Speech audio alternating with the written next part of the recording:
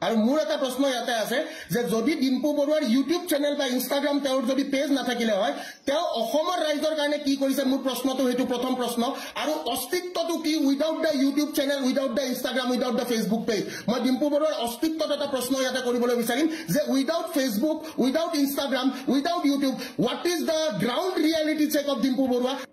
Last এটা কথা এটা মই এড কৰিব বিচাৰিছো ইয়াতে ডিম্পু বৰুৱাই কিছুদিন আগতে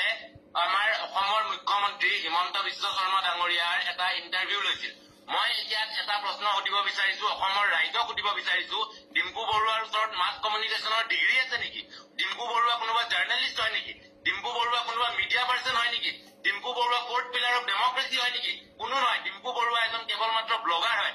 যদি ডিম্পু বৰুৱাই অসমৰ মুখ্যমন্ত্ৰীৰ ইণ্টাৰভিউ ল'ব লাগে তেনেহ'লে অসমৰ মিডিয়াই কি কৰি আছে আমাৰ কিহৰ প্ৰয়োজন আছে অসমৰ মিডিয়াই কি অকল সেই কুকুৰালীৰ ইণ্টাৰভিউ ল'বৰ কাৰণে আমাক দৰকাৰ আছে নেকি অসমৰ মিডিয়াৰ নে ফ'ৰ্থ পিলাৰ অফ ডেমক্ৰেচিৰ প্ৰয়োজন কিহৰ আছে যদি এজন ব্লগাৰে গৈ কিনে চিএমৰ ইণ্টাৰভিউ ল'ব লাগে মোৰ এইটো প্ৰশ্ন অসমৰ ৰাইজৰ কাৰণে আৰু মোৰ এটা প্ৰশ্ন ইয়াতে আছে যে যদি ডিম্পু বৰুৱাৰ ইউটিউব চেনেল বা ইনষ্টাগ্ৰাম তেওঁৰ যদি পেজ নাথাকিলে হয় তেওঁ অসমৰ ৰাইজৰ কাৰণে কি কৰিছে মোৰ প্ৰশ্নটো হেতু প্ৰথম প্ৰশ্ন আৰু অস্তিত্বটো কি উইদাউট দা ইউটিউব চেনেল উইদাউট দা ইনষ্টাগ্ৰাম উইদাউট দা ফেসবুক পেজ মই ডিম্পু বৰুৱাৰ অস্তিত্বত এটা প্ৰশ্ন ইয়াতে কৰিবলৈ বিচাৰিম যে without Facebook without Instagram without YouTube what is the ground reality check of Dimpu Barua যিটো আমাৰ মানুহে আজিৰ ডেটত এতিয়া সমালোচনালৈ তেওঁলোকে টানি আনিছে আৰু মোৰ কথাটো ক'ত মোৰ পইণ্টটো ক'ত ভুল আছিলে যে মই যিখিনি কথা কৈছো হোৱাট এভাৰ I said মই যিখিনি কথা কৈছো সেই কথাখিনি মই অকল তেওঁৰ ভিডিঅ' দেখা পাই কোৱা কথা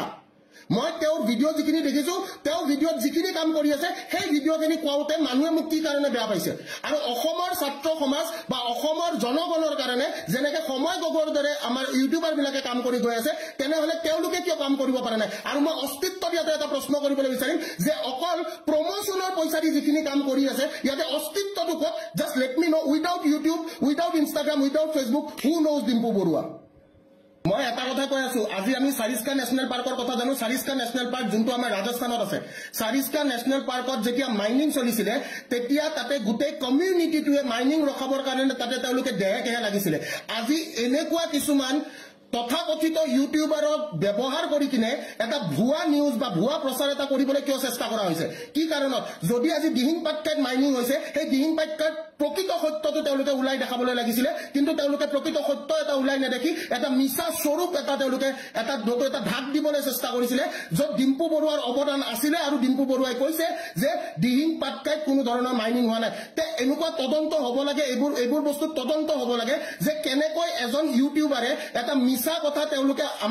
আমাৰ অসমৰ ৰাইজৰ অসমৰ জনগণক এটা মিছা তথ্য তেওঁ দিবলৈ চেষ্টা কৰিছে ঠিক আছে ইয়াতে কিছুমানে ক'ব পাৰে ভিক্টৰ দাসে অমুক কৰিছে ভিক্টৰ দাস মোদাহী ভিক্টৰ দাস বেয়া মানুহ ভিক্টৰ দাস সঁচাকে বেয়া মানুহ ভিক্টৰ দাসে নিজে লাইভত কয় ভিক্টৰ দাস মোদাহী ভিক্টৰ দাসে একচেপ্ট কৰে কিন্তু আজিৰ ডেটত মই এটা কথা কওঁ ভিক্টৰ দাসে কোনো কমিউনিটিক কণ্টেণ্ট বনাবলৈ চেষ্টা কৰা নাই ভিক্টৰ দাসে কোনো এটা কমিউনিটিক লৈ যেনেকে LGBTQ কমিউনিটি এটা হওক বা যিকোনো এটা কমিউনিটিক লৈ ভিক্টৰ দাসে কিন্তু কণ্টেণ্ট ক্ৰিয়েট কৰিবলৈ চেষ্টা কৰা নাই মই ডিম্পু বৰুৱা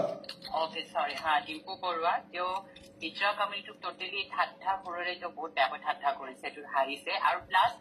তেওঁ যদি ইমান ভিডিঅ'টো ধুনীয়াকৈ বনাইছিলে সেইটো ভিডিঅ' তো তেওঁ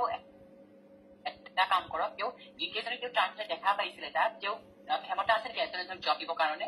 Exactly. মই ইয়াতে ক'ব বিচাৰিম যে কি যোনখিনি একদম ৰাইট পইণ্টত কথা কৈছে ইয়াতে সুমনে যে যদি আপুনি ট্ৰান্সজেণ্ডাৰ খিনিৰ প্ৰতি আপোনাৰ ইমানে দৰদ তেনেহ'লে আপুনি এটা কাম কৰক আপোনাৰতো হিমন্ত বিশ্ব শৰ্মাৰ লগত খুবেই ভাল আমি যিহেতু দেখিছো কাৰণ আপুনি গৈ কিনে তাতে আপুনি কি কৰিছে আপুনি তাতে যায় আপুনি আৰামছে তাতে বঢ়িয়াকে এটা ভিডিঅ' পডকাষ্ট এটা কৰিছে আপুনি এটা কাম কৰক আপুনি ট্ৰান্সজেণ্ডাৰ কমিউনিটিৰ কাৰণে আমাৰ মাননীয় মুখ্যমন্ত্ৰী হিমন্ত বিশ্ব শৰ্মা ডাঙৰীয়াই কি কৰি আছে সেইখিনি বস্তু আমাক দেখাই দিয়ক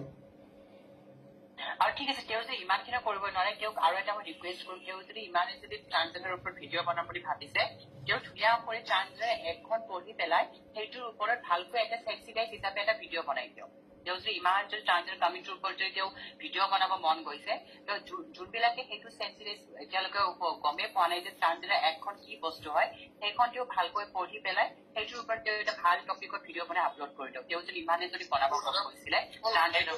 সেইটো মই এটা কথা ক'ব বিচাৰিছো বেয়া নাপালে সেইটো টপিকত ডিম্পু বৰুৱাই ভিডিঅ' নবনাই কাৰণ সেইটো টপিকত ডিম্পু বৰুৱাই পইচা নাপায় না এইটো একদম প্ৰকৃত সত্য এটাৰ ওপৰত যে মনোজে যিটো কথা কৈছে এটা প্ৰকৃত সত্য মই ইয়াতে উদঙাবলৈ চেষ্টা কৰিম যে মই কৈছিলো যে ডিম্পু বৰুৱাই পইচা দিলে পেটিকটো বেচিব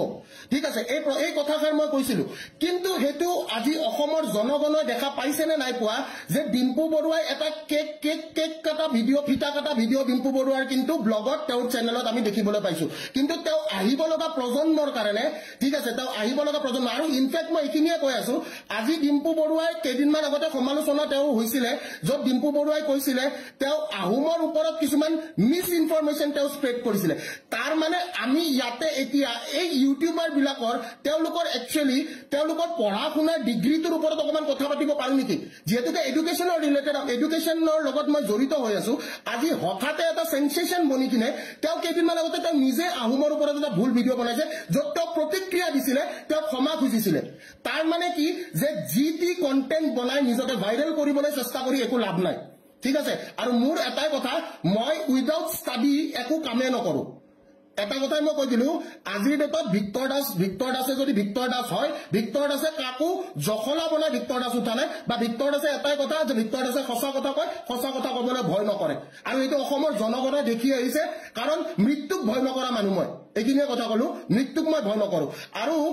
এই যিখিনি আমাৰ পলিটিচিয়ানছে যোনখিনি ইউটিউবাৰক ব্যৱহাৰ কৰি আছে আৰু তেওঁলোকে ব্যৱহাৰ হ'বলৈ দি আছে যদি 2 টকাৰ কাৰণে তেওঁলোকে অসমৰ জনগণৰ লগত খেলিবলৈ লৈছে মোৰ প্ৰশ্নটো হৈছে অসমৰ জনগণে তেওঁলোকক কেনেকৈ এটা ৰিয়েল হিৰো বুলি ভাবিব লৈছে